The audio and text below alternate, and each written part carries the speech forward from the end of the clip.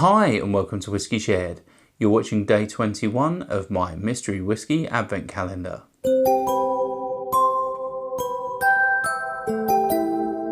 I'm Toby and you're watching Whiskey Shared.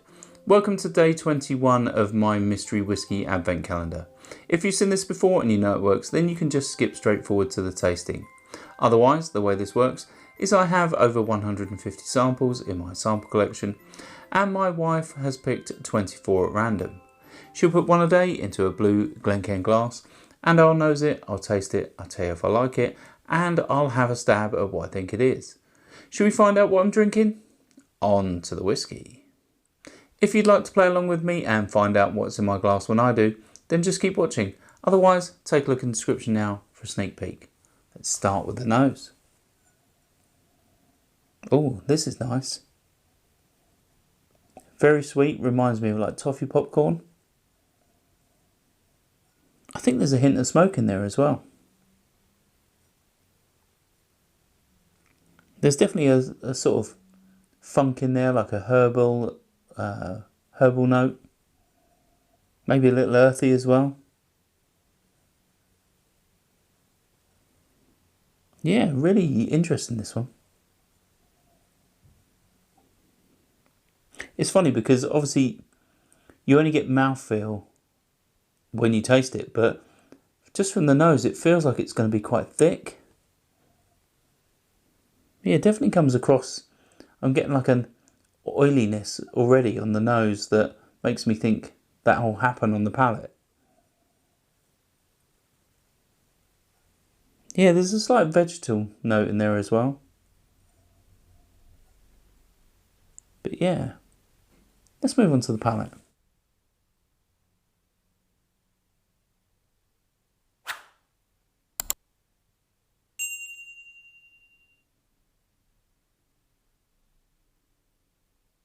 That's really interesting. It's not what I was expecting on the palate compared to the nose. I'd say it's quite light on the palate. It's definitely a little bit thin. It's, I'd say, maybe 43 to 46% ABV. It's quite sweet and fruity. There's definitely some toffee sweetness in there as well, but I'm not really sure what this could be at this stage. Let's have another sip.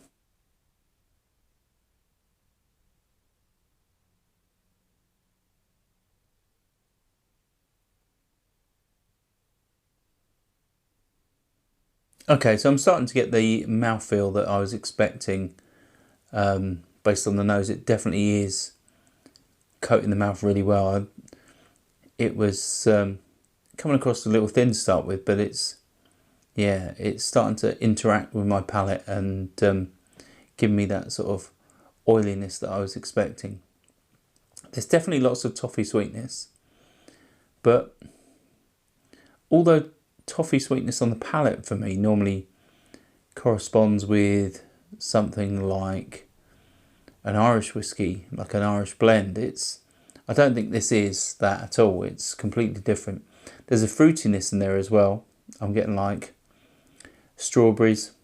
It really is nice.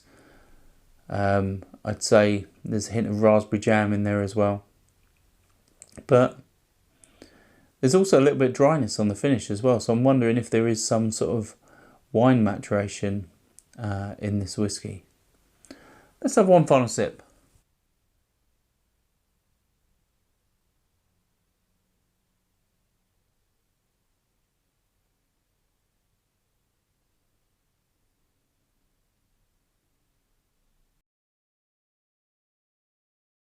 Yeah, this doesn't have anything that is jumping out at me and being familiar, but it is very tasty whiskey.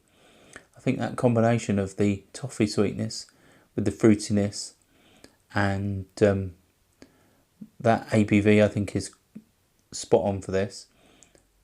And also that mouthfeel that I'm getting now. There's also a hint of chocolate in there as well, a little bit of milk chocolate, which is really nice, but I don't think I could nail this down to anywhere. I don't think I could nail down an age. It doesn't seem overly youthful. So I'd say this is at least 10 years old.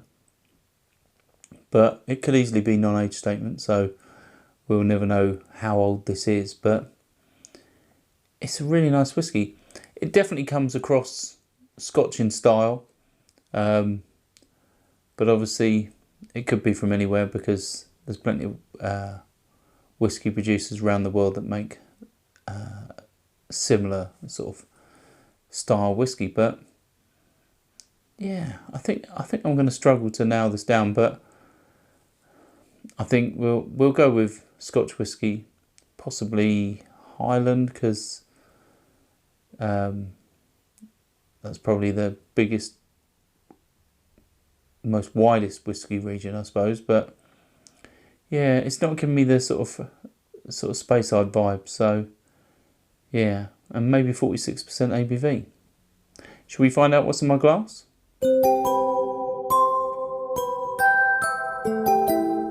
Right, so it's the Waterproof Blended Malt.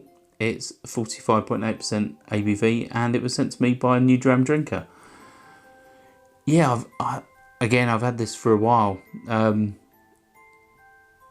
It's a whiskey I don't really know much about. I'm assuming, being a blended malt, it's Scotch whiskey. I don't know what distilleries or regions it comes from.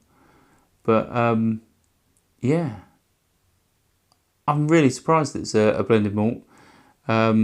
Obviously, there's plenty of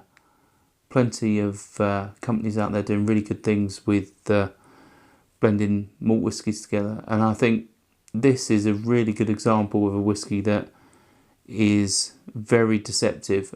You could easily think that this is from a single distillery that is, producing a good whiskey, but they've obviously found the combination of whiskies that work really well together, and yeah, good on them.